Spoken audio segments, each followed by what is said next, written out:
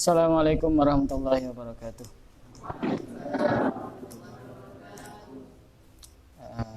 Bisa berdoa dulu? Berdoa sebelum ngaji biasanya. Berdoa dulu. Kalau sebelum ngaji kan ada doanya? Enggak ada. Ya berdoa dulu.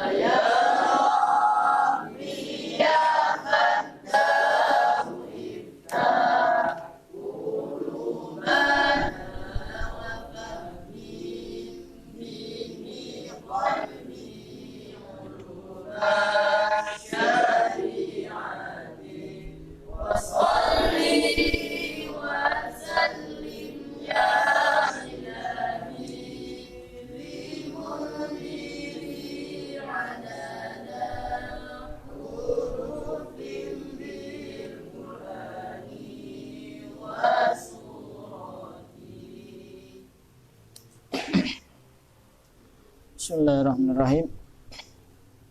Alhamdulillahirabbil alamin. Wassalatu wassalamu ala sayyidina Muhammadin asyrafil mursalin wa ala alihi wa sahbihi ajmain. Subhanaka la ilma lana illa ma 'allamtana innaka antal alimul hakim. Wa tub 'alaina innaka antat tawwabur rahim. Wa taqabbal minna innaka antas samiul alim warhamna fa innaka antal khairur rahimin. Qala rabbi shrah li sadri wa yassir li amri wahlul 'uqdatam min lisani yafqahu qawli. Nawaitu ta'alluma wa ta'lima wal ifadata wal istifadah wa tamassuk ala kitabillah wa sunnati nabiyhi wa du'a ila al-huda wa dalala al khair ibtigha mardatihi wa qurbihi wa thawabihi subhanahu wa ta'ala. Alhamdulillah, pada kesempatan siang hari ini kita masih diberikan kesempatan oleh Allah untuk bisa menjalani ibadah puasa pada hari yang ke-13 ya. Ke-13 ya. Alhamdulillah, ini satu nikmat yang patut untuk kita syukuri. Karena di sana banyak orang yang diberikan kesempatan dan kesehatan akan tetapi tidak berpuasa. Nah, ini satu kenikmatan yang sangat luar biasa yang harus kita syukuri. Dan orang berpuasa ini tidak tanggung-tanggung pahalanya. Tidak tanggung-tanggung balasannya. Kata Rasulullah, man shoma ramadhana imanan wa ihtisaban ghufira lahu ma taqaddama min dzambi. Barang siapa yang berpuasa pada bulan Ramadan dengan iman dan mengharap ridho dan pahala Allah, maka dia akan diampuni dosa-dosanya yang terdahulu. Pertanyaannya, apakah dari kita semua ini ada yang tidak punya dosa? Ada yang tidak punya dosa? Punya semua ya? Punya semua, alhamdulillah. Berarti ini kita masih manusia berarti ya. Kalau bukan manusia nanti misalkan masak hewan punya dosa itu. Punya dosa semua? Punya. Ini Ramadan ini kesempatan yang sangat berharga untuk kita ini menghapus dosa-dosa yang pernah kita lakukan. Kita bisa berkaca kepada junjungan kita, kepada pemimpin kita, kepada idola kita, yaitu Kanjeng Nabi Muhammad SAW. Kanjeng Nabi Muhammad itu adalah manusia yang tidak mempunyai dosa. Ya, betul ya? Tidak mempunyai dosa. Ghufira lahu ma taqaddama min dzambihi wa ma ta'akhkhar. Rasulullah itu diampuni dosa-dosanya yang terdahulu dan yang akan datang. Pertanyaannya, apakah Rasulullah tetap puasa? Tetap puasa ya? Puasa. Yang tidak punya dosa saja masih berpuasa. Ya, kita yang hampir setiap hari, hampir setiap jam, hampir setiap menit, hampir setiap detik, kita ini banyak berdosa, kok berani-beraninya kita ini tidak berpuasa. Misalnya seperti itu. Seakan-akan kita ini jauh lebih mulia daripada Rasulullah. Seakan-akan kita orang yang tidak mempunyai dosa. Orang dulu itu semakin mulia derajatnya bukan berarti semakin menurun ibadahnya. Semakin mulia derajatnya di sisi Allah bukan berarti dia ini kemudian seenaknya sendiri untuk melakukan dosa, untuk melakukan maksiat. Contohnya misalnya siapa? Salah satu orang yang mendapatkan kabar gembira pasti masuk surga yaitu 4 sahabat Nabi. Sahabat Abu Bakar, sahabat Umar, sahabat Utsman, dan sahabat Ali. Itu keempat sahabat itu wajib masuk surga. Coba seandainya kita dikabari seperti itu. Oh, kita sudah masuk surga, berarti kita ini tiap hari mau dosa ya tidak masalah, kita sudah dijamin masuk surga. Seperti itu. Coba kita bisa belajar dari Sayyidina Umar bin Khattab misalnya. Contoh. Sayyidina Umar bin Khattab ini walaupun sudah ada jaminan pasti masuk surga, kata Rasulullah, tapi beliau ini masih berkata, seandainya semua orang ini masuk surga, kecuali hanya ada satu orang yang masuk neraka, saya ini khawatir satu orang itu adalah saya. Sayyidina Umar bin Khattab. Padahal sudah dijamin masuk surga oleh Rasulullah. Seandainya semua orang ini masuk surga, kecuali hanya satu orang yang masuk neraka, saya khawatir satu orang itu adalah saya sendiri. Masa tidak percaya dengan janji Rasulullah? Bukan tidak percaya, percaya. Akan tapi orang-orang dulu itu semakin meningkat dan semakin tinggi derajatnya bukan berarti semakin sombong dan seenaknya sendiri. Akan tapi justru semakin giat ibadahnya. Lain dengan orang sekarang ya. Orang sekarang itu kan semakin pintar, semakin ini tinggi jabatan dan pangkatnya kadang semakin sombong. Orang-orang dulu itu ngikuti ilmu padi. Semakin berisi semakin merunduk. Kalau misalkan ada padi semakin berisi kok tidak semakin merunduk, berarti biasanya padinya terserang hama. Terserang penyakit biasanya. Penyakitnya apa? Penyakitnya orang berilmu, kalau sudah banyak ilmunya, kemudian dia ini kok tidak tambah tawadhu, tambah sombong, berarti ada penyakit yang menyerang di dalam hatinya. Apa penyakit itu? Namanya penyakit sombong. Ada penyakit riya, ingin dilihat orang, ingin pamer karena orang, ingin dipuji, ingin dihormati, ingin dihargai dan lain sebagainya. Makanya orang cari ilmu itu harus benar-benar hati-hati. Karena kalau kita tidak hati-hati, terutama urusan niat, ini bisa fatal. Karena orang itu besok ketika di akhirat, ada orang itu yang berilmu, tapi dia termasuk orang yang pertama diseret ke neraka. Kenapa? Karena urusan niat. Makanya niat itu sangat penting. Dan kita ini memang harus seperti itu. Semakin kita ini, misalkan kalau di sini banyak yang hafalan Al-Quran, semakin banyak juznya bukan berarti semakin merendahkan yang lain. Mestinya dia ini semakin malu di hadapan Allah. Saya ini membawa Al-Quran di dalam hati saya. Masa iya saya pantas untuk merasa bahwa yang ada di bawah saya, yang hafalannya jauh di bawah saya, dia berarti lebih rendah derajatnya daripada saya. Kan seperti itu kan mestinya tidak. Nah, orang itu kan semakin berisi semakin merunduk. Sebagaimana misalnya contoh, ada di Yaman itu ada seorang ulama terkenal yang kitabnya kita juga sering banyak kenal, namanya kitab Sulam Taufik. Pernah dengar kitab Sulam Taufik? Hah? Pernah ya? Ya walaupun tidak pernah, bilang pernah aja. Sulam Taufik, kitab Sulam Taufik ini kitab yang sangat terkenal. Dan hampir seluruh pondok pesantren di Indonesia sudah mengkaji kitab Sulam Taufik ini.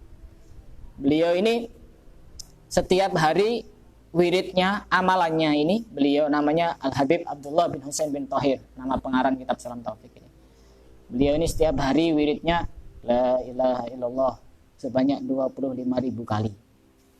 25.000 kali, bukan 25 kali. Kemudian sallallahu alaihi Muhammad 25.000 kali.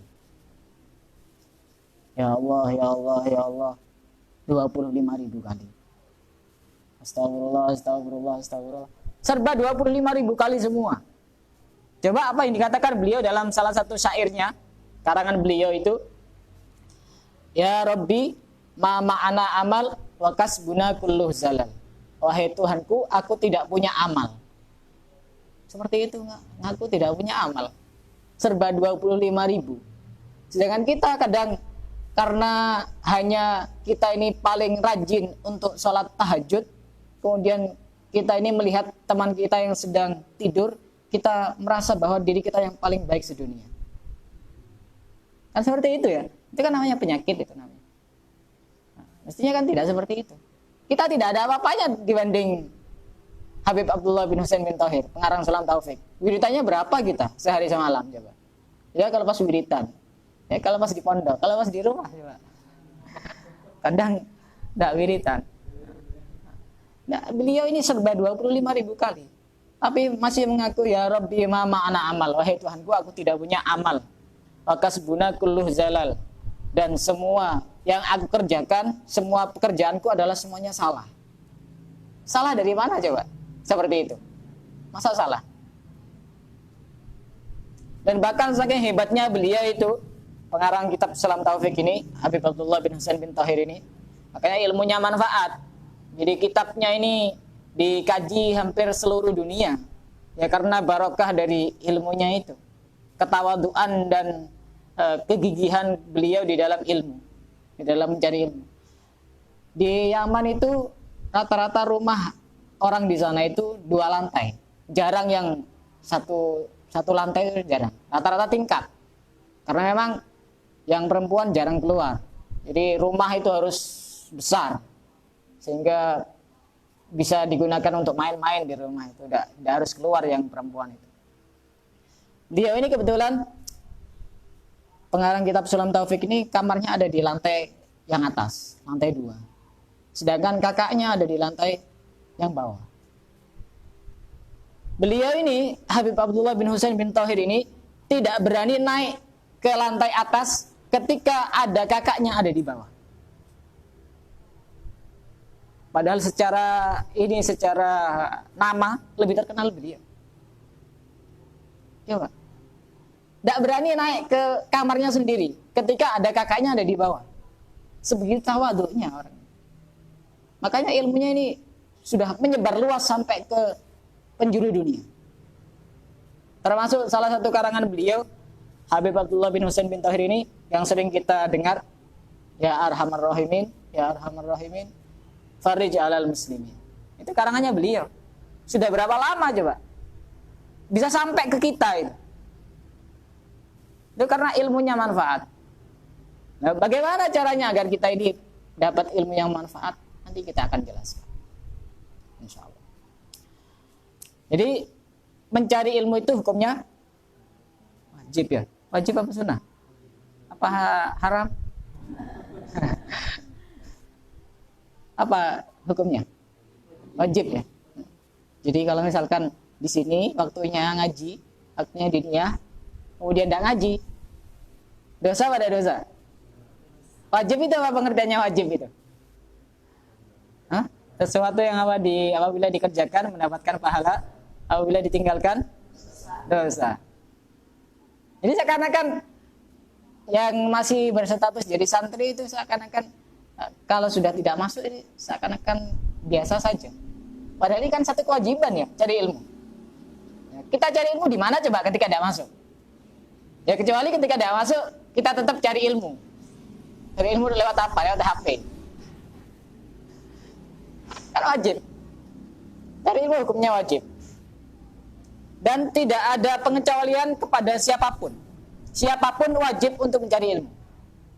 Nah, lalu bagaimana kalau Kanjeng Nabi? Apakah tetap wajib mencari ilmu? Wajib. kita bisa simak di dalam salah satu ayat di dalam Al-Quran. Beliau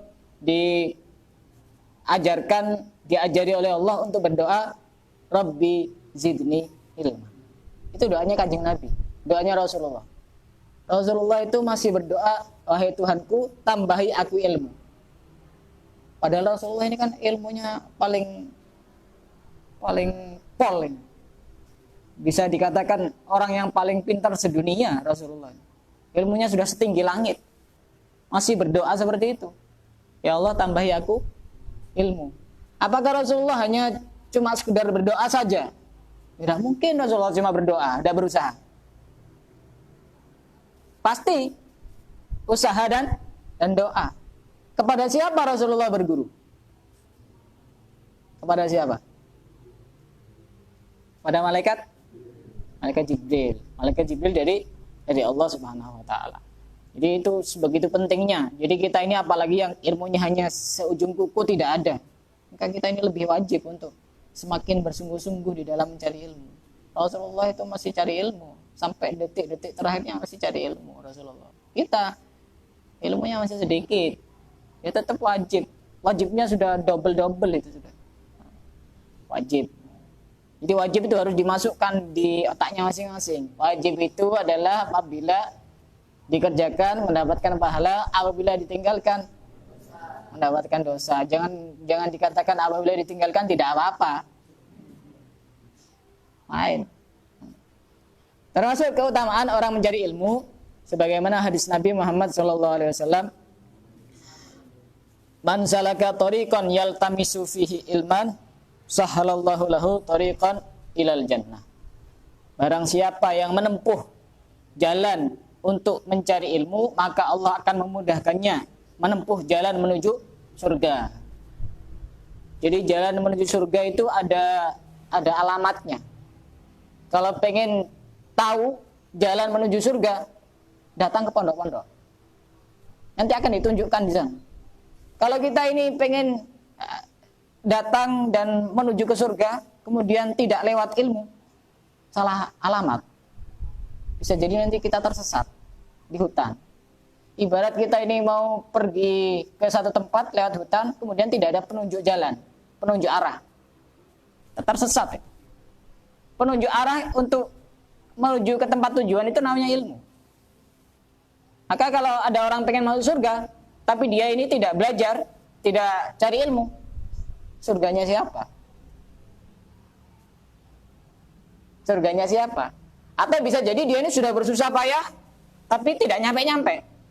Karena dia ini tidak melalui jalan yang semestinya.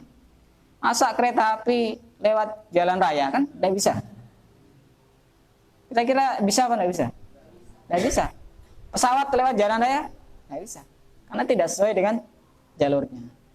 Dan sebenarnya kita ini pada saat ini kita sedang bagi-bagi warisan. Bukan sedang bagi-bagi ilmu sebenarnya. Kok bisa bagi-bagi warisan? Bisa. Dulu pernah ada satu cerita, diceritakan dari sahabat Abu Hurairah radhiyallahu an. Pada suatu hari beliau ini datang ke pasar.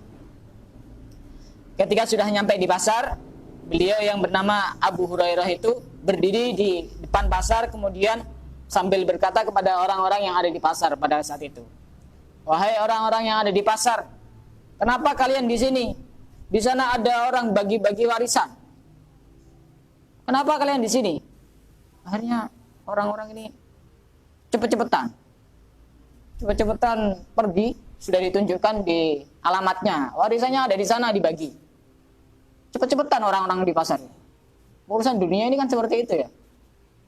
Cepet-cepetan biar nanti takut tidak kebagian. Di sana, di masjid, bagi-bagi warisannya. Hanya orang-orang pasar itu semuanya datang ke satu masjid. Ketika sudah nyampe di masjid, kemudian sahabat Abu Hurairah ini masih menunggu di depan pasar sambil mereka ini kembali lagi ke pasar. Singkat cerita, mereka ini kembali lagi ke pasar. Kemudian ditanya oleh sahabat Abu Hurairah, apakah kalian sudah mendapatkan warisan? Apa di sana tidak ada orang bagi-bagi warisan? Tidak ada. Yang kalian lihat itu apa di sana? Di masjid tuh hanya ada orang sholat, ada orang baca Quran, ada orang membicarakan tentang hukum halal dan haram dan lain sebagainya. Kemudian sahabat Abu Hurairah berkata kepada orang-orang yang ada di situ, yang ada di pasar itu, "Wahai hakum, celaka kalian. Bagaimana kalian mengatakan di sana tidak ada pembagian warisan, padahal warisan dari Rasulullah adalah ilmu." Sebagaimana Rasulullah pernah bersabda dalam salah satu hadisnya, "Innal anbiya lam yuwarrisu dinaran wala dirhaman wa innama warrasul ilma." Sesungguhnya para nabi dan para rasul tidak mewariskan dinar dan dirham, tidak mewariskan rupiah dan dolar, akan tetapi para nabi itu mewariskan ilmu. Jadi ini warisannya para nabi. Kita ini sedang bagi-bagi warisan. Coba kalau kita ini mendapatkan warisan dari orang terkenal, betapa mulianya kita ini ya. Oh, saya dapat uang dari presiden misalnya, walaupun dengan nilai yang sedikit, betapa senangnya hati kita itu ya. Atau misalkan dapat uang dari kiainya sendiri misalnya, jadi pengasuhnya, atau misalkan dapat uang dari Gus Ubed misalnya, walaupun dengan nilai yang sedikit misalnya, pasti berkesan itu dibanding dapat dari orang lain yang tidak punya apa-apa di hati kita. Coba bayangkan, kita ini dapat warisan dari orang paling mulia sedunia. Dapat warisan ini, kita ini dapat warisan dari orang paling mulia sedunia, Rasulullah. Betapa apa kita tidak merasa mulia? Jadi kita ini sebenarnya sedang bagi-bagi warisan sekarang ini. Jadi kalau mau ngobrol ngaji itu, ayo ini ada warisan mau dibagi-bagi, kan seperti itu. Kalau tidak percaya, oh ini orang ngajinya kurang rajin ini. Enggak pernah dengar hadis yang menjelaskan bahwa warisan dari para nabi itu adalah ilmu. Jadi kita ini sedang bagi-bagi warisan. Nanti warisannya juga bisa dibagi-bagi kepada yang lain juga bisa. Nah, itu ilmu begitu sangat penting. Sebagaimana pentingnya ilmu, Imam Syafi'i pun pernah berkata, "Man aradad dunya fa alaihi bil ilmi, wa man aradal akhirata fa alaihi bil ilmi, wa man aradahuma fa alaihi bil ilmi." Ini satu makalah yang sering dinisbatkan kepada Rasulullah. Ada sebagian orang, sebagian ustadz yang mengatakan qala Rasulullah, padahal ini bukan sabda Rasulullah. Ini perkataan dari Imam Syafi'i. Jadi kalau misalkan kita sudah tahu, ya sudah dibenarkan yang salah. Karena bagaimanapun kalau kita ini berbohong atas nama Rasulullah, dosanya besar. Man kadzdzaba alayya muta'ammidan falyatabawa maq'adahu minan nar. Barang siapa yang berbohong atas namaku dengan sengaja, maka bersiap-siaplah untuk menempati tempatnya di neraka. Nah, jadi kadang itu, apalagi zaman sekarang ya, zaman milenial seperti ini, kadang ada banyak pesan di WA, di Facebook. Kadang misalnya mau datang tanggal 1 Ramadan, barang siapa yang memberitahukan tentang kabar 1 Ramadan, maka haram jasadnya untuk masuk ke neraka. Itu katanya kata Rasulullah. Nah itu kalau misalkan kata Rasulullah, itu ada di kitab apa, terus perawinya siapa, ada jelas semuanya. Dan bahkan ada yang sampai berkata, Allah berfirman di dalam Al-Quran, barang siapa yang memberitahukan kabar tentang datangnya malam nisfu Sya'ban, maka akan diharamkan jasadnya tersentuh api neraka. Ayat berapa, surat apa, juz berapa? Coba. Mereka ketika ditanya seperti itu tidak bisa menyebutkan. Itu artinya pembohongan. Nah, kita harus benar-benar teliti, harus benar-benar jeli. Itu namanya berita hoax itu ya. Apalagi dinisbatkan kepada Rasulullah, dosanya besar. Makanya kalau tidak tahu, tanya kepada yang tahu. Nah ini adalah perkataan dari Imam Syafi'i. Barang siapa yang menginginkan dunia, maka harus dengan ilmu. Jadi apa-apa itu harus dengan ilmu. Misalnya, contoh seperti ini. Saya live streaming di Facebook misalnya seperti ini. Sebelumnya saya tidak tahu ilmunya. Hanya saya cari tahu di Facebook ada orang bikin video tutorial bagaimana caranya buat streaming yang baik dan benar. Awalnya saya asal-asalan. Jadi seperti ini, saya atur seperti ini HP-nya, dan ternyata setelah saya putar, lihatnya harus seperti ini, tidak bisa berdiri seperti ini. Ternyata ada ilmunya itu. Padahal urusan sepele seperti ini ya, itu ada ilmunya. Jadi settingan di HP itu yang misalkan rotasi itu harus di-on-kan itu. Bisa ke kanan, bisa ke kiri, bisa ke atas, ke bawah. Itu harus aktif itu, harus on. Sehingga kalau misalkan di setting seperti ini, nanti kalau misalnya dilihat dalam posisi HP berdiri tetap bisa. Nah, urusan sepele seperti ini butuh ilmu. Nah, awalnya saya pakai mic, tidak pakai mic seperti ini. Dulu saya pakai mic yang lain, beli di toko sekitar rumah saya itu. Harganya murah, 20.000. Ternyata setelah saya pakai, tidak masuk suaranya. Ternyata memang tidak support, tidak cocok. Harus beli yang memang agak sedikit mahal. Akhirnya saya beli, pesan online di Jakarta. Ini harganya kalau tidak salah 140.000. Ya langsung masuk. Langsung masuk. Itu semuanya butuh ilmu. Padahal urusan sepele seperti ini, apalagi urusan agama, urusan cara bagi warisan, urusan sholat, semuanya butuh ilmu. Urusan dunia saja butuh ilmu. Misalkan orang jual beli, misalkan mau kulaan ke pasar, kemudian dia ini kulaan misalnya sandal misalnya, harganya 100.000, dijualnya 50.000, kira-kira rugi apa untung? Rugi apa untung? Rugi ya. Kenapa? Karena tidak punya ilmu. Semua butuh ilmu. Urusan dunia butuh ilmu. Urusan akhirat butuh ilmu. Urusan kedua-duanya juga butuh ilmu. Itu sebegitu pentingnya ilmu. Dan bahkan pernah ada orang yang mengeluh kepada seorang ulama yang bernama Habib Abdullah bin Alawi Al-Haddad. Beliau ini adalah pengarang Rotib Haddad.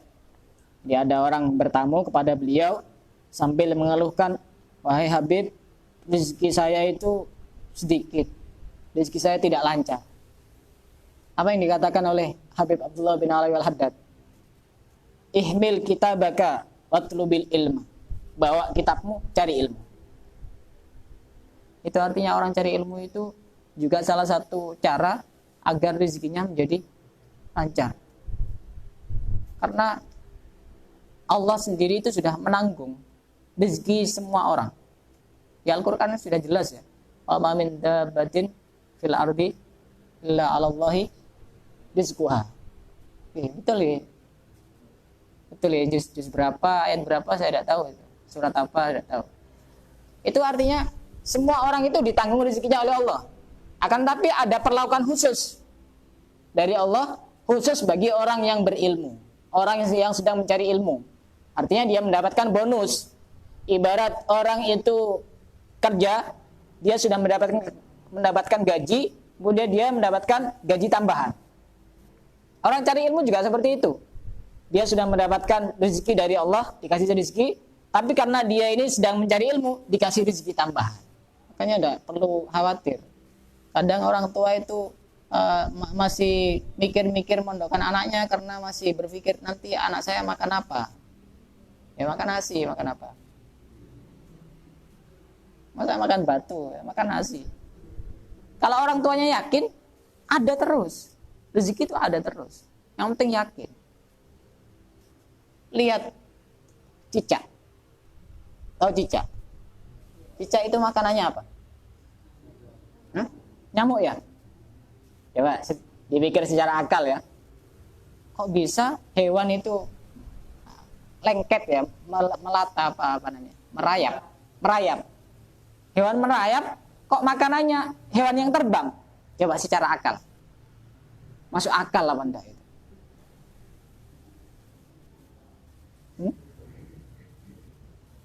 Jadi kenyataannya bisa ya makan ya. Itu artinya Allah sudah menanggung rezeki dari makhluknya semuanya. Yang ada di muka bumi ini ditanggung. Jika kita mau mikir seperti itu, jika cicak saja dikasih rezeki, masa kita tidak dikasih? Apalagi kita ini sedang cari ilmu.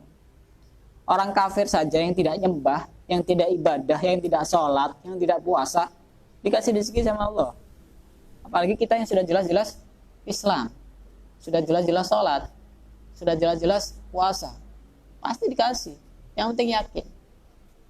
Yang penting yakin, jangan sampai tidak yakin. Jadi urusan rezeki itu sudah diatur oleh Allah Subhanahu wa taala. Dan bahkan orang itu kalau sudah tidak berilmu, itu bahayanya sangat besar sekali. Dikatakan oleh Imam Al-Haddad bahwa orang yang beribadah dengan tanpa disertai ilmu, kana dzararu al-aidu alaihi bisababi ibadatihi aksara minan naf'il hasil lahu biha. Orang itu kalau beribadah tanpa disertai dengan ilmu, maka bahaya yang akan kembali kepada dirinya sendiri itu jauh lebih besar dibanding manfaatnya. Kenapa? Karena bisa jadi dia ini tidak tahu hal-hal yang membatalkan sholat, tapi dia ini tetap melaksanakan sholat, sehingga banyak bahaya. Dan bahkan sampai pernah diceritakan dulu itu ada seorang yang ahli ibadah di satu tempat. Beliau ini sudah menyendiri dari masyarakat sekitar untuk beribadah, khusus fokus beribadah. Dan beliau ini membeli himar. Himar itu sejenis kuda yang hampir mirip dengan ini apa namanya, keledai. Keledai itu mirip-mirip, agak mirip kuda, cuma bentuknya agak kecil. Keledai. Nah, beliau itu beli keledai betina. Pada suatu hari ada orang yang bertamu di tempat ibadahnya beliau itu. Kemudian bertanya, "Wahai Syekh, ini apa ini? Kok ada keledai betina ditaruh di sini? Apa disuruh cari rumput? Apa disuruh dipekerjakan? Apa bagaimana?" Dijawab oleh Syekh itu, "Ini saya taruh di sini untuk melampiaskan nafsu dan syahwat saya. Karena daripada berzina kan tidak boleh. Ini kan bukan orang ini kan hewan. Ini apa? Berangkat dari tidak punya ilmu. Dan itu sudah dilakukan sampai bertahun-tahun, berpuluh-puluh tahun. Karena tidak punya ilmu. Karena bodoh. Makanya ilmu itu sebegitu pentingnya. Harus kita pegang betul-betul. Dan bahkan termasuk kemuliaan mencari ilmu, mana HP saya? Dan bahkan termasuk kemuliaan mencari ilmu itu sebagaimana dikatakan oleh Sayyidina Ali karramallahu wajhah. Kenapa Sayyidina Ali ini dijuluki karramallahu wajhah? Yang lain radhiyallahu an. Yang lain kan rata-rata radhiyallahu an ya. Kalau Sayyidina Ali karramallahu wajhah, kira-kira apa alasannya? Kok beda sendiri julukannya itu? Kira-kira apa alasannya? Karramallahu wajhah itu artinya semoga Allah memuliakan wajahnya. Kenapa kok sampai didoakan seperti itu? Karena Sayyidina Ali bin Abi Thalib ini adalah orang yang tidak pernah melihat kemaluannya sama sekali. Sayyidina Ali bin Abi Thalib. Dan bahkan orang-orang dulu itu saking malunya untuk melihat kemaluan itu karena alasannya mata saya ini pernah melihat kepada Rasulullah. Masa mata saya ini digunakan untuk melihat hal-hal yang hina seperti itu? Kalau kita tidak sampai seperti itu ya. Kita pernah melihat seorang ulama siapa gitu. Kemudian setelah itu lihat konser, lihat ini, lihat itu, biasa ya. Padahal ini bekas digunakan untuk melihat para ulama, para aulia, para habaib, para kiai, para ustadz misalnya. Orang-orang dulu tidak seperti itu. Sayyidina Ali berkata, "Kafa bil ilmi syarafan ayyadda'ihi man la yuhsinuhu wa yafrahu idza nusiba ilaihi." Ilmu itu menjadi mulia. Salah satu buktinya, orang itu kalau tidak punya ilmu, kemudian dia ini ngaku-ngaku berilmu, dia ini biasanya senang. Ya. Itu satu tanda betapa ilmu itu penting. betapa ilmu itu mulia. Coba ada orang tidak berilmu, kemudian dikatakan orang lain, oh orang ini pintar sekali, orang ini pandai, orang ini alim. Senang apa tidak senang? Senang ya? Senang, walaupun kenyataannya tidak seperti itu. Itu artinya betapa ilmu itu sangat mulia derajatnya. Orang yang memang tidak punya ilmu saja, dia ini dinisbatkan ilmu kepadanya, dia ini senang, ngaku-ngaku saja, senang. Apalagi yang jelas-jelas berilmu. Dan kebalikannya, kebalikan ilmu itu adalah bodoh. Wa kafa bil jahli dzamman ayatabarra'a minhu man huwa fihi wa yaghdiba idza nusiba ilaihi. Dan sungguh cukup satu kebodohan sebagai sebuah celaan. Orang itu tidak akan mungkin mau dikatakan sebagai orang bodoh. Ya, walaupun kenyataannya orang bodoh. Coba sekalian ini ketemu sama orang bodoh yang tidak pernah sekolah, yang tidak pernah mondok, kemudian dikatakan, kamu itu orang bodoh, orang paling bodoh. Kira-kira tersinggung apa enggak? Kira-kira marah apa enggak? Enggak suka ya? Itu berarti artinya kebodohan itu sesuatu yang tidak baik, yang tidak mulia, yang harus dihindari. Makanya kita juga memang harus benar-benar berusaha dan bersungguh-sungguh di dalam mencari ilmu. Dan yang paling terpenting orang mencari ilmu itu adalah adab. Yang paling terpenting itu adab. Jadi rata-rata orang itu yang ilmunya manfaat bukan orang yang pintar. Coba kalian bisa survei sendiri, bisa buktikan sendiri. Rata-rata orang itu ilmunya manfaat bukan orang yang pintar, tapi yang adabnya dipakai ketika cari ilmu. Bisa disurvei sendiri. Kadang ada orang itu ketika mondok dia ini biasa-biasa saja, tapi karena kesungguhannya dan adab ketika mencari ilmu itu benar-benar diperhatikan, jadi orang yang manfaat ilmu. Atau contoh yang diceritakan di dalam kitab Ta'limul Muta'allim.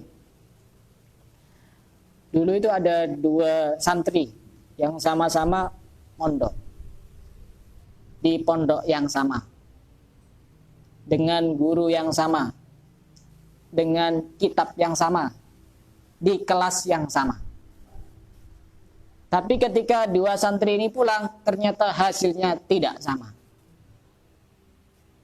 Sama-sama belajarnya, sama-sama sungguh-sungguhnya, sama-sama rajinnya. Tapi ternyata ketika dua santri ini pulang, hasilnya tidak sama.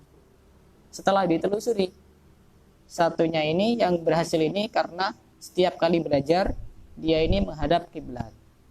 Urusan adab. Sedangkan satunya ini tidak menghadap kiblat. Hanya karena seperti itu. Sebegitu pentingnya adab. Apalagi misalnya zaman sekarang itu kadang sudah terbiasa.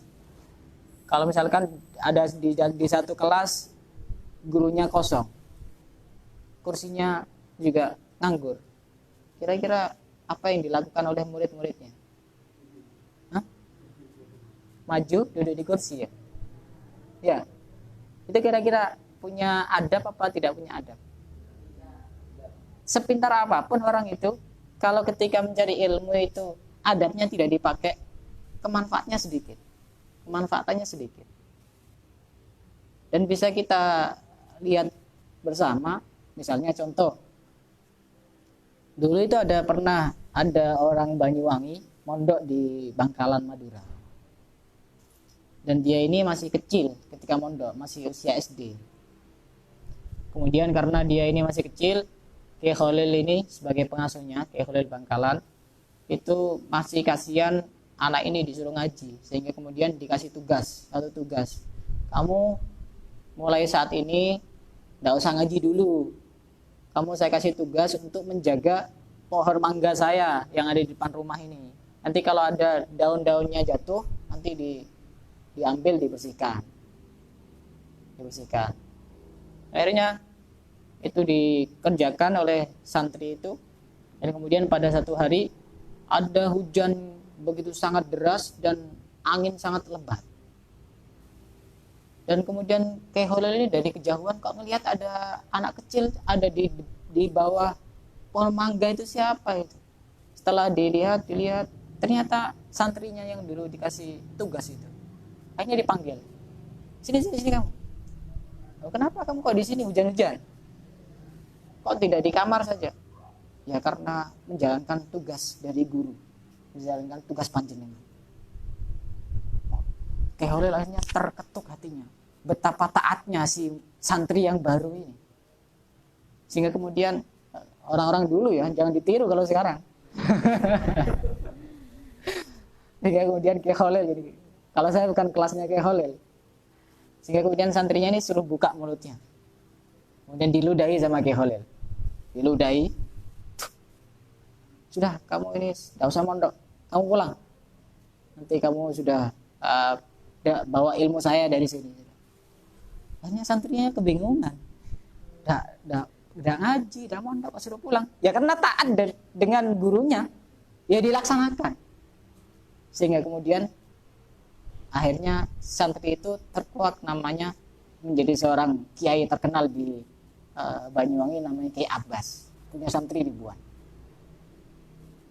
Berkat apa? Adab seorang murid kepada gurunya ketika belajar. Makanya adab itu sebegitu pentingnya. Jangan sampai seorang murid itu menyakiti hati gurunya, siapapun itu. Bukan hanya cuma sekedar pengasuhnya, tapi guru-guru biasa pun bagaimanapun juga gurunya. Karena bahaya. Orang itu kalau sudah menyakiti hati guru itu bahaya. Dan bahkan dijelaskan di dalam kitab Ta'limul Muta'alim juga, itu dijelaskan salah satu bahayanya orang yang pernah menyakiti hati gurunya itu akan mendapatkan 3 bahaya. Akan mendapatkan 3 bahaya. Jangan sampai kita ini melukai hati guru. Kalaupun misalnya kita sudah mau boyong dari pondok, kita minta maaf dari semua guru itu. Barangkali punya kesalahan, barangkali pernah melakukan hal-hal yang membuat hati gurunya ini merasa kecewa, merasa tersakiti, kita minta maaf. Orang yang pernah menyakiti hati gurunya akan mendapatkan 3 hal. Yang pertama, kalla lisanuhu. Lisannya ini keluh. Keluh itu artinya susah untuk digunakan membicarakan ilmu, sepintar apapun. Dan bahkan ini ada satu cerita nyata di Yaman itu. Di Yaman itu ada seorang santri yang alim, pinter, terkenal, sampai saking terkenalnya sering diundang ceramah, ngalah-ngalahi pengasuhnya. Ini cerita nyata. Satu hari santri ini, tanpa disebutkan namanya, ini cerita nyata yang benar-benar nyata. Santri ini ada yang undang orang itu, acara satu pengajian atau apa diundang. Kemudian karena dirinya ini ngerasa bahwa ilmunya sudah banyak dan pengaruhnya juga sudah banyak dikenal oleh banyak orang, sehingga kemudian langsung keluar dari pondok tanpa pamit kepada gurunya, santri ini. Dan pada waktu itu acaranya cukup besar dengan jamaah yang sangat banyak. Ketika sudah mau ceramah, tiba-tiba kayak orang bisu, tidak bisa ngomong,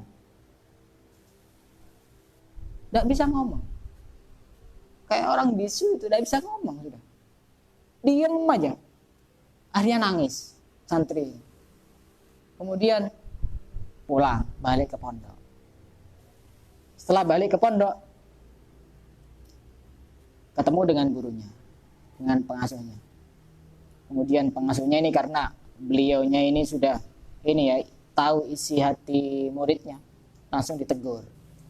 Kamu itu ya sehebat apapun, kalau kamu punya guru ya harus menghormati guru, harus izin, harus pamit kepada guru. Ya, kita ini masih jadi anak didiknya guru. Ya apapun ya harus dengan izin dari guru. Kadang santri sekarang itu kan mau pulang asal pulang aja ya. Iya betul ya. Kadang seperti itu. Urusan sepele. Tapi ini urusan adab. Adab itu sangat pengaruhnya besar. Ibarat di persentase itu. Jadi orang kemanfaatan terhadap ilmunya itu berapa persen? Orang ini manfaat ilmunya. Apakah orang yang rajin belajarnya atau orang yang adabnya dipegang, itu kira-kira lebih besar mana persentasenya? Lebih besar orang yang memegang adab. Dan bahkan dalam satu keterangan 75% ilmu orang itu manfaat karena dia megang adab ketika cari ilmu. Pegang adab ketika cari ilmu. Bahkan saya punya satu cerita, ini cerita saya sendiri. Saya punya guru di Jombang. Guru saya ini dulu asalnya dia santri di situ, kemudian diambil menantu sama kiai. Jadi akhirnya jadi guru kan. Ketika jadi santri ini kan pastinya posisinya ada di sini semua ini ya duduknya.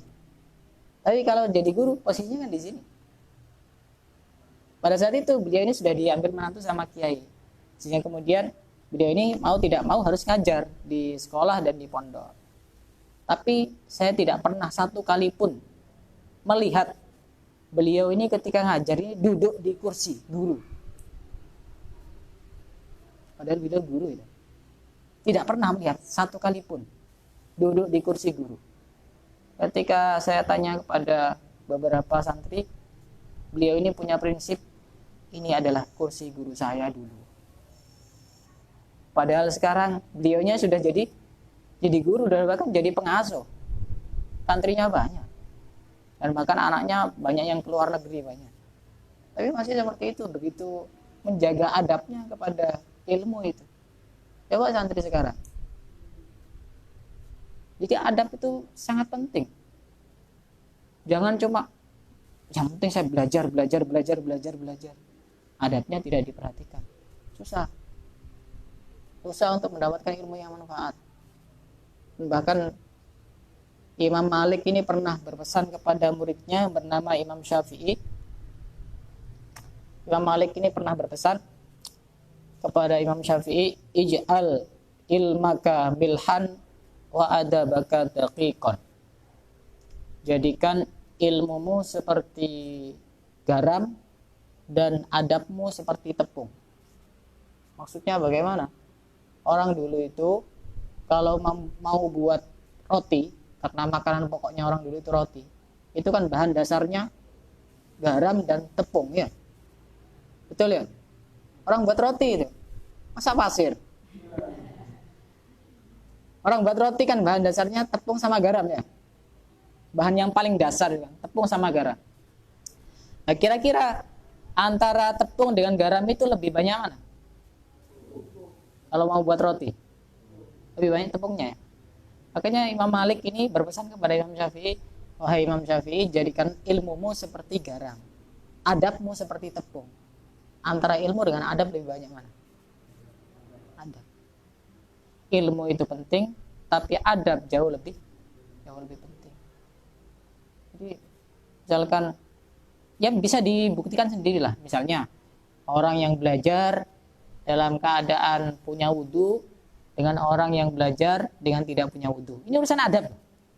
Bisa jadi urusan ranking, bisa jadi lebih tinggi yang tidak punya wudu ini, tapi dia ini cerdas. Tapi urusan manfaat besok ketika sudah balik ke rumahnya masing-masing belum tentu. Ini urusan adab. Makanya perlu diperhatikan betul-betul orang yang cari ilmu itu, apalagi urusan adab. Dan itu sudah banyak dijelaskan di kitab-kitab, misalnya kitab Ta'limul Muta'alim, dipelajari ya di sini ya. Ya, atau misalkan kitab Adabul Alim wal Muta'alim, karangan dari Kiai Haji Hasyim Asy'ari. Itu nanti kita ini perlu untuk mempraktekkan. Misalnya saya aja. Ini untuk tahadus bin nikmah saja. Saya dulu ketika mondok tidak pernah ngajar. Kalau urusan ranking, tidak usah tanya. Artinya tidak usah tanya itu gimana? Bukan ranking 1, bukan. Ya waktu mondok itu ranking paling besar itu ranking 3. Ranking 3. Selain itu paling ranking 7, ranking 8. Pernah saya ranking 11. Tapi prinsipnya bukan itu. Prinsipnya saya taat kepada peraturan, taat kepada guru, dan tugasnya belajar. Peraturan-peraturan yang ditulis ya harus dipatuhi, harus ditaati. Itu saja. Sehingga kemudian ya alhamdulillah sekarang ya saya ngisi di pondok, di sekolah, di masjid, di majelis-majelis taklim. Ini sekedar tahadus ini. Untuk urusan kepintaran banyak yang lebih pintar sebenarnya dibanding saya. Makanya mumpung masih muda, kita gunakan kesempatan umur ini untuk mencari ilmu dengan semaksimal mungkin, karena mencari ilmu itu tidak ada batasnya. Ya, tidak ada ya. Tidak ada batasnya. Kalau sekolah ada batasnya. Mondok ada batasnya. Kalau sudah lulus masih di sini terus, ya diusir nanti. Sekolah sudah lulus, pengen tetap ada di kelas itu. Ya, pergantian pemain. Tapi kalau cari ilmu tidak ada batasnya. Dan cari ilmu itu tidak harus di sekolah, tidak harus di pondok. Artinya kalau sudah tidak sekolah, bukan berarti dia berhenti mencari ilmu. Bukan berarti kalau dia sudah tidak sekolah, bukan berarti dia tidak cari ilmu. Bukan berarti ketika dia sudah tidak kuliah, bukan berarti dia sudah tidak wajib cari ilmu. Cari ilmu itu wajib. Utlubul ilma minal mahdi ilal lahdi. Kan ya, dari ayunan ya sampai ke liang lahat. Jadi tidak ada batasannya. Cari ilmu itu kapan saja. Selama hayat masih di kandung badan, maka cari ilmu tetap hukumnya wajib. Nah, dari sini ada yang mau bertanya? Silakan. Yang mau tanya. Barangkali ada yang mau tanya.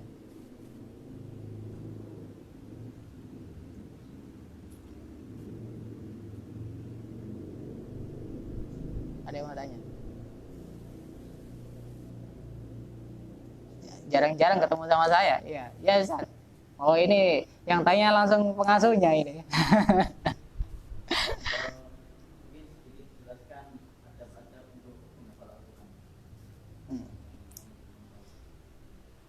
Adab-adab untuk penghafal Al-Quran. Ya, ini karena kebetulan berapa persen yang hafalan Al-Quran di sini? 50%. 50%, separuh ya. Ya. Yang pasti yang pertama itu yang harus diperhatikan itu urusan niat, lagi-lagi niat. Jadi kita ini jangan sampai bosan-bosan untuk mengoreksi urusan niat. Walaupun kita ini sudah mondoknya sudah 3 tahun, 6 tahun, bukan berarti kita ini sudah tidak mengoreksi niat kita. Bisa jadi orang itu cari ilmu niatnya sudah tidak benar. Misalkan pengen cari ijazah atau pengen agar mendapatkan pekerjaan, pengen agar jadi orang yang punya orang penting di masyarakatnya. Kita harus benar-benar mengoreksi niat kita masing-masing. Cari ilmu itu ya untuk mendapatkan ridho Allah. Karena itu pengaruhnya luar biasa itu, niat itu. Kalau misalkan niat kita cari ilmu itu agar dipuji orang misalnya, maka ketika ada orang sudah tidak memuji kita, bisa jadi kita ini berhenti. Karena ada yang muji. Tapi kalau kita ini cari ilmunya karena Allah untuk mendapatkan ridho dan pahala dari Allah misalnya, ya urusan orang muji, urusan orang mencela, kan urusan mereka itu. Pernah dicontohkan di satu kitab hikam. Ada seorang laki-laki yang bernama Luqman Al-Hakim, dan beliau ini namanya diabadikan di dalam Al-Quran, namanya surat Luqman ya. Di Al-Quran ada nama surat Luqman ya. Beliau ini pernah satu hari ingin memberikan pelajaran kepada anaknya, sehingga kemudian anaknya ini diajak jalan-jalan sambil mengendarai keledai. Dulu itu masih belum ada mobil, belum ada sepeda, odong-odong juga ada, beca apa ada, pakai keledai. Beliau ini ingin memberikan pelajaran yang sangat berharga kepada anaknya. Akhirnya karena anaknya ini kan kecil, sehingga kemudian keledainya ini kan juga udah besar. Akhirnya anaknya suruh naik di atas keledai, bapaknya yang nuntun. Setelah itu jarak sekian kilo ketemu sama sekelompok orang. Kemudian orang itu komentar, masa itu anak tidak punya sopan santun, yang anaknya di atas, bapaknya di bawah, tidak punya sopan santun, tidak punya adab. Itu salah ya. Ini kalau mengikuti kata orang, Salah. Akhirnya apa? Gantian. Ya sudah, sekarang kamu turun, gantian bapak yang naik di atas keledai. Kita lanjutkan perjalanan. Setelah dilanjutkan perjalanan, ketemu lagi sama orang. Komentar lagi orang itu orang tua ada kasihan sama anaknya. Masa anaknya suruh nuntun orang tuanya yang besar enak-enakan naik di atas. Salah lagi. Akhirnya apa yang dilakukan? Kita naik bersama-sama. Naik bersama-sama. Naik, kedua-duanya naik. Jalan lagi, melanjutkan perjalanan lagi. Kemudian ketemu sama sekelompok orang lagi. Oh, itu orang tidak punya rasa kasihan sama hewan. Masa hewan kecil dinaiki 2 orang? Salah lagi. Akhirnya ini jalan yang terakhir. Ini masih ada pilihan terakhir ini. Kita harus turun semuanya, nggak usah dinaiki. Turun semua, dituntun berdua. Setelah dituntun berdua, lewat dan ketemu sama sekelompok orang lagi. Komentar lagi. Itu kok ada orang gila. Oh, fungsinya kendaraan itu kan untuk dinaiki. Kenapa dibiarkan begitu saja? Bukan orang gila itu seperti itu. Sebenarnya Luqman Al-Hakim ini ingin memberikan pelajaran kepada anaknya. Kita ini kalau ngikuti apa kata orang, tidak ada habisnya. Tidak ada habisnya. Tapi kalau yang kita tuju hati kita itu Allah Subhanahu wa taala, urusan orang itu mau muji, mau celah, mulut-mulutmu sendiri.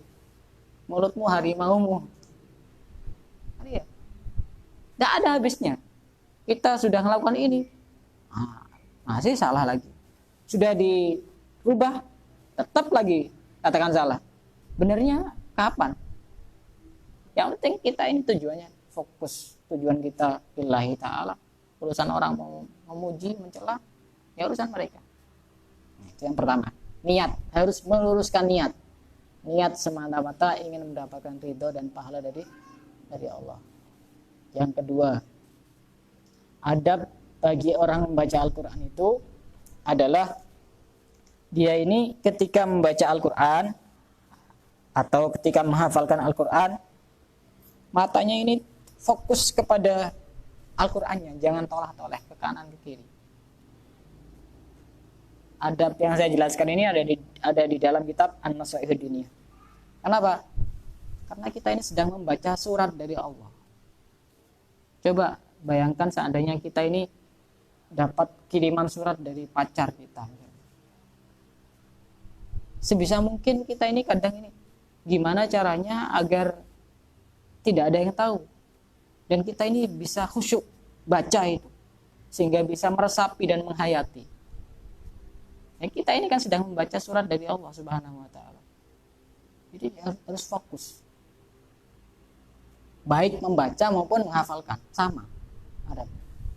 Fokus, tidak usah tolak menghafalkan. Fokus. Dan kemudian ketika menghafalkan itu sudah semestinya harus bersih, baik badannya, baik pakaiannya, baik tempatnya. Itu sangat mendukung untuk lebih cepat menghafalkan. Walaupun saya tidak hafal Quran ya, tapi ini saya menceritakan tentang adab-adab orang yang membaca atau yang menghafalkan Al-Quran. Bersih. Dan yang paling bagus itu pakai parfum, pakai minyak wangi. Kita ini menghormati. Seakan-akan kita ini sedang ada di hadapan Allah. Masa kita ini dengan bau yang tidak sedap? Kita ini mau sawan ke kiai saja itu kan masih ini ya, harus mandi dulu, harus pakai minyak wangi, pakai parfum. Kalau perlu yang sekiranya 30 meter itu sudah tercium gitu. Seperti itu. Jadi yang bagus itu ya pakai parfum juga. Di samping juga bersih tubuhnya, bersih badannya, bersih tempatnya.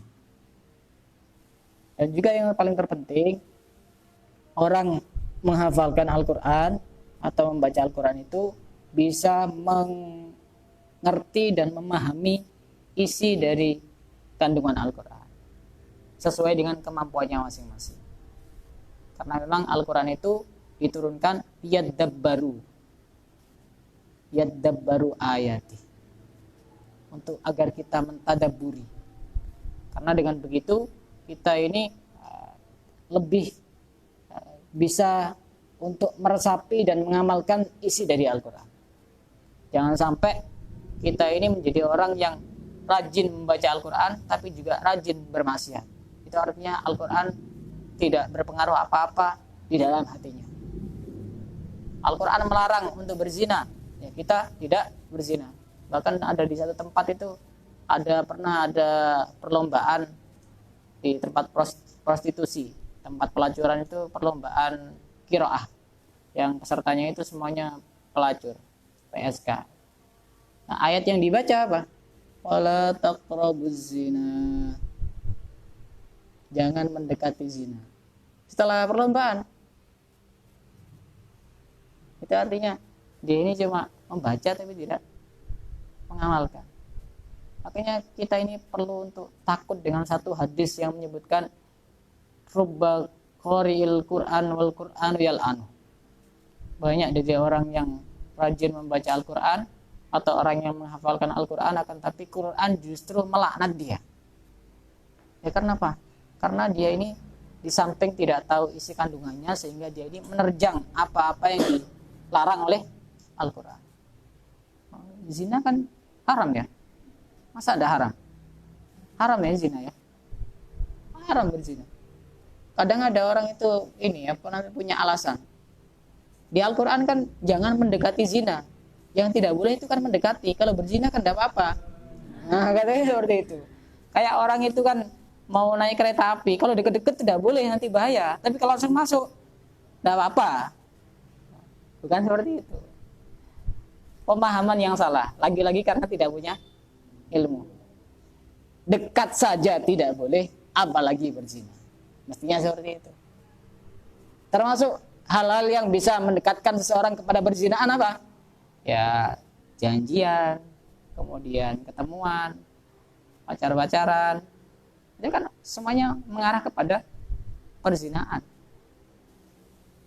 Bermula dari teman di Facebook, misalkan mengajukan permintaan pertemanan, dikonfirmasi. Ini kok foto profilnya kok cantik ini. Nah, langsung akhirnya janjian. Setelah janjian ketemu di alun-alun, ternyata berkumis.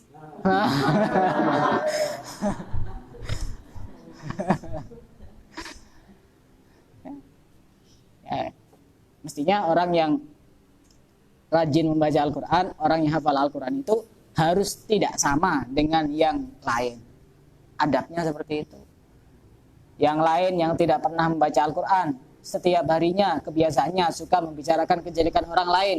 Masa yang rajin baca Al-Quran sama? Harus tidak sama. Adabnya memang seperti itu. Untuk memuliakan Al-Quran, kita malu. Malu, di dalam hati kita ini sudah banyak Al-Quran masuk. Masa kita ini suka membicarakan kejelekan orang kan? Sedangkan di dalam hati kita ini banyak kalam-kalam Allah. Berharga. Hati kita berharga kalau di dalamnya diisi dengan Al-Quran.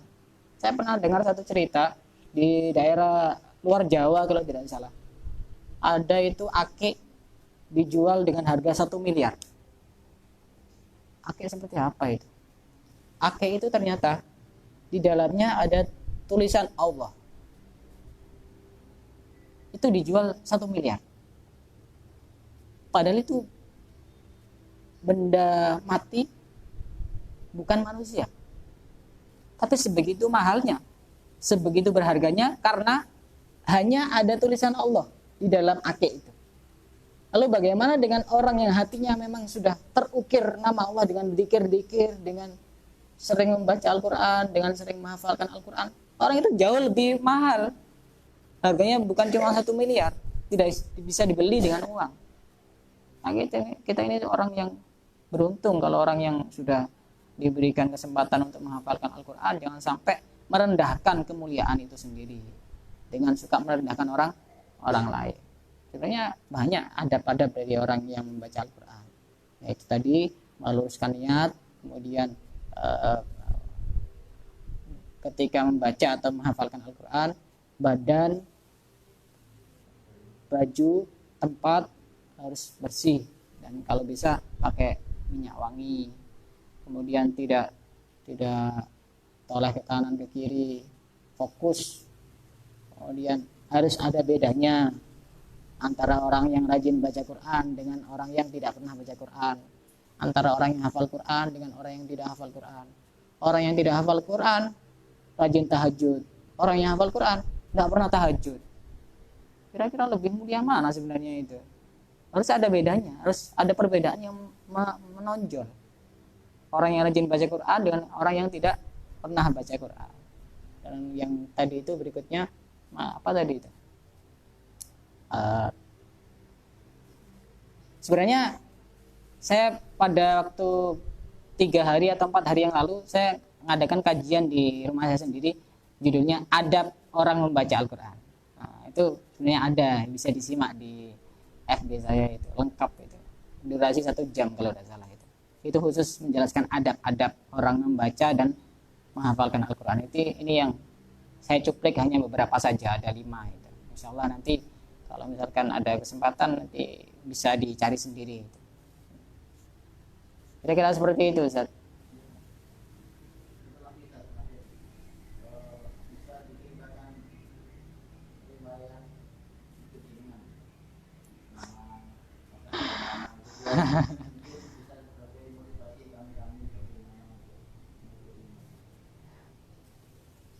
Wah, ini berat ini kalau menjelaskan riwayat hidup ini. Saya masih hidup ini.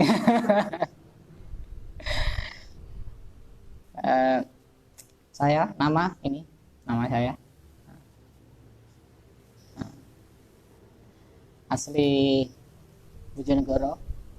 Bojonegoro itu Jawa Timur, perbatasan Jawa Tengah. Kalau dari sini dekat sama rumahnya ini Gus Ubed ini kayaknya. Babat Gus ya? Ya dekat. Saya dekatnya rumahnya Gus Ubed ini. Nggak jauh. Artinya saya ini perbatasan Babat ke Bojonegoro itu. Masih berbatasan. Kalau dari sini kira-kira 6 jam mungkin ya? Kira-kira 6 jam itu. Saya riwayat pendidikan dari TK, kemudian lanjut ke MI, setelah MI kemudian sekolah SMP, setelah SMP baru mondok. Mungkin mondoknya jauh lebih lama yang ada di sini mungkin ya, lulus MI baru mondok. Saya lulus SMP baru mondok. Mondok itu saya mondoknya di Tambak Beras, Jombang, selama kurang lebih 5 tahun, dari mulai 2002 sampai 2007. 5 tahun, enggak lama, sebentar. Setelah itu saya lanjut kuliah ke Yaman dari 2007 sampai 2012, 5 tahun juga. Beasiswa, ya, dapat beasiswa. Nah, ini lagi-lagi saya ini taat dengan perintah guru. Lalu setelah saya lulus itu saya tidak ada keinginan untuk kuliah itu sebenarnya. Saya pengennya mondok. Cuma berhubung ketika sawan kepada pengasuh, pada guru, beliaunya ini mengarahkan santrinya untuk kuliah ke Yaman bagi yang berminat. Sehingga kemudian saya ini ikut tes di Bangil, Pasuruan. Pada waktu itu saya tes ada 100 lebih orang yang ikut tes. Dan yang diterima 55 orang, separuh. Dan itu memang otomatis ketika sudah lulus seleksi itu otomatis mendapatkan beasiswa. Beasiswa dari lembaga sana itu. Jadi sudah gratis biaya pendidikan, gratis biaya makan, gratis biaya asrama selama kuliah sampai lulus. Dan itu saya lulus pada tahun 2012 akhir. Setelah itu saya balik lagi ke pondok untuk ngabdi ngajar kurang lebih 3 sampai 4 bulan. Setelah itu langsung menikah. Setelah menikah saya langsung menetap di Besuki Situbondo sampai sekarang. Mulai dari 2013 sampai sekarang, sehingga kemudian ketemu sama Gus Ubed ini. Dan itu ketemunya juga sudah digariskan oleh Allah ini. Bukan tidak ada yang kebetulan di dunia ini, semuanya sudah diatur. Ternyata nyambung semua. Ternyata Gus Ubed ini kenal dengan adik ipar saya juga ternyata. Dulu satu pondok waktu di Jawa Tengah ini. Di pondok Kajen itu. Ya secara singkat ya seperti itu. Ini riwayat saya itu. Kalau ada yang kurang jelas bisa tanya sendiri. Dan perjuangannya juga cukup berat waktu saya kuliah, karena memang ketika saya baru separuh perjalanan belajar itu waktu kuliah, orang tua saya meninggal. Sampai saya hampir berpikir, masa belajar saya hanya sampai di sini. Ternyata masih ditakdirkan oleh Allah untuk bisa lanjut sampai selesai kuliah, dan sampai seperti sekarang. Yang kurang jelas tanya aja. Saya ini susah mau menjelaskan itu. Harus ngomong seperti apa, soalnya menceritakan diri saya sendiri.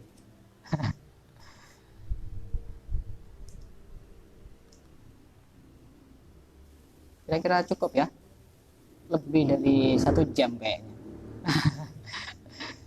Rencananya saya cuma 1 jam, karena memang dikejar dengan acara. Nanti 3:30 ada acara di rumah, ada acara di tetangga di depan rumah. Kalau ada yang ke timur, boleh mampir ke rumah saya. Di alun-alun Besuki ya, alun-alun Besuki ke selatan. Alun-alun Besuki ke selatan, nanti ada Alfamaret. Kalau sudah nyampe di Alfamaret, dekat rumah saya, 2 rumah dari Alfamaret. Berhenti aja di Alfamaret.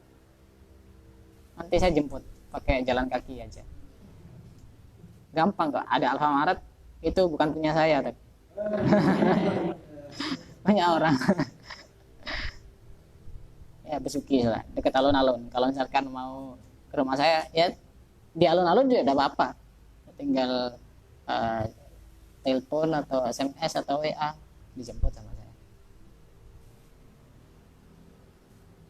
Kalau saya kesini sudah 2 kali kayaknya, 2 kali ini.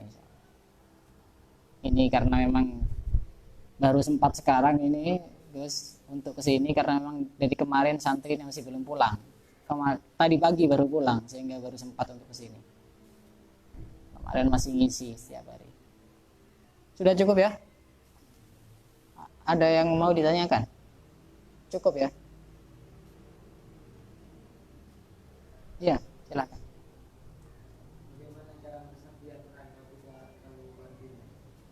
Iya. Sebenarnya zaman sekarang ini sangat gampang sekali. Ada terjemah. Ada terjemah. Kalau tidak paham terjemahnya, ditanyakan kepada yang paham. Kadang orang baca terjemah pun kadang juga masih belum paham. Ya, tanyakan kepada yang tahu ini maksudnya apa. Karena Al-Quran ini kan bahasanya singkat padat berisi. Seperti itu. Misalnya di dalam Al-Quran ada satu ayat, walakum fil qisasi hayatu ya ulil albab. Ya, ada ya ayat itu ya, surat Al-Baqarah ya, kalau tidak salah. Ayat berapa tidak tahu ya. Juz 1 pasti. Hah? Juz 2. Juz 2 ya. Juz 2. Walakum fil qisasi hayatun. Dan bagi kalian di dalam kisos ada kehidupan. Kisos itu kan hukum mati. Jadi ada orang membunuh, dibunuh. Kalau di Arab Saudi itu sudah biasa, orang dihukum di depan umum dibunuh itu sudah biasa. Jadi di sana itu ada namanya Masjid Kisos. Setiap selesai Jumatan itu ada orang diarak pakai pakaian serba putih, kemudian disaksikan oleh para jamaah yang sholat Jumat di situ. Setelah itu kepalanya ini sudah siap-siap mau dipenggal di depan banyak orang. Kenapa? Karena membunuh dia. Jadi orang membunuh, dibunuh. Itu namanya kisos. Al-Quran menyebutkan di dalam kisos terdapat kehidupan. Ini kan orang kalau udah paham, kok bisa? Mestinya kan di dalam kisos terdapat kematian. Karena mestinya seperti itu. Tapi Al-Quran ini bahasanya singkat padat berisi. Artinya seperti ini. Orang itu kalau sudah dikisos, kemudian disaksikan oleh banyak orang, sehingga terciptalah kehidupan yang berkelanjutan. Artinya orang ini, nanti kalau saya membunuh, saya takut dibunuh. Sehingga banyak orang hidup. Dilihat dari situnya, orang yang menyaksikan itu. Iya, kalau orang yang dikisos, mati. Tapi di situ ada banyak kehidupan yang akan tercipta ketika ada kisos, bukan kematian. Nah, itu Al-Quran. Nah, Al-Quran memang seperti itu. Maka beruntunglah orang yang sudah hafal Quran juga, dia ini bisa memahami kandungan dari Al-Quran. Jadi kalau udah paham, tanya yang paham aja.